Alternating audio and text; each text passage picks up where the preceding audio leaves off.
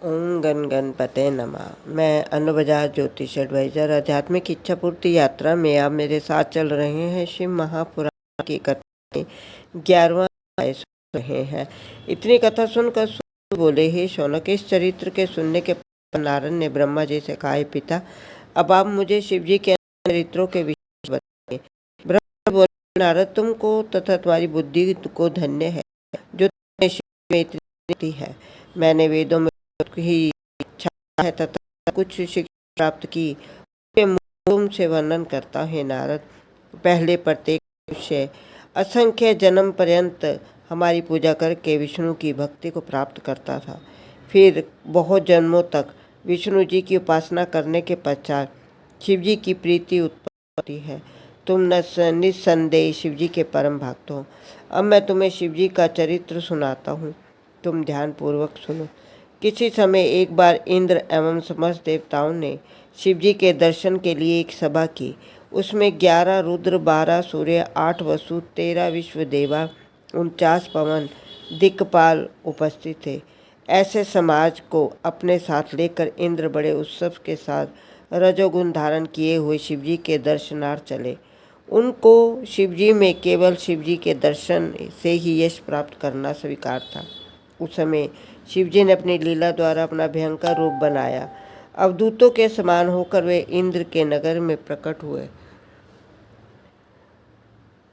तुम कौन हो? ऐसा प्रतीत होता है कि जैसे तुम शिव जी के सेवकों में से कोई हो। यदि ये सत्य है तो तुम शिव जी की निवास स्थान का पता बताओ।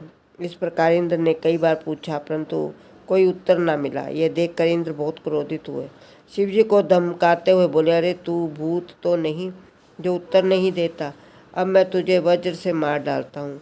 ये कहकर इंद्र ने अपना वज्र शिव जी पर चलाया, जो शिव जी के गर्दन में जा लगा। शिव जी वज्र की शक्ति प्रभाव को स्थिर रखने के लिए नीलकंठ हो गए। उन्होंने अपने कंठ में श्याम चिन्ह धारण कर लिया। उस समय वज्र भी जलकर भस्म हो गया। शिव जी का तेज इतना भभक उठा कि चारों ओर दाह फैल गई। सब देवता स्त्रियां सही जलने लगे। ये दशा देख सब कंपित हुए।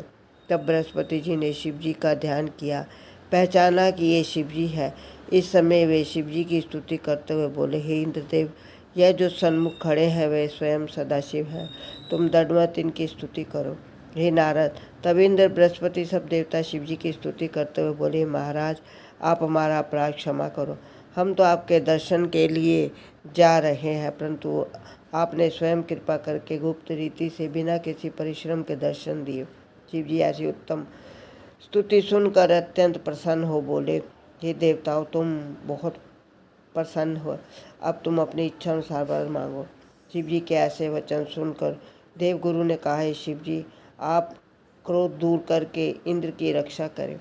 आपके भाल पर जो तेज रूप नेत्र है उसकी तीक्ष्णता दूर हो जाए। यह वचन सुनकर शिव जी बोले, हे बृहस्पति, उस अग्नि को जो नेत्रों से निकल गई, अब हम किसी प्रकार भाल में स्थान नहीं दे सकते। हम तेज को बहुत दूर फेंक देंगे, इससे इंद्र को कष्ट नहीं होगा। तुमने इंद्र को जीवन दान दिया, इसलिए आज से तुम्हारा नाम जीव प्रसिद्ध होगा। ये सुनकर बृहस्पति एवं इंद्र आदि अत्यंत प्रसन्न हुए। तब शिव जी ने उस तेज को अपने हाथ में से ले समुद्र में फेंक दिया और अंतर्ध्यान हो गए। शिव महापुराण की कथा आगे सुनने के लिए आप मेरा अगला वीडियो देखिए। ओम नमो शिवाय।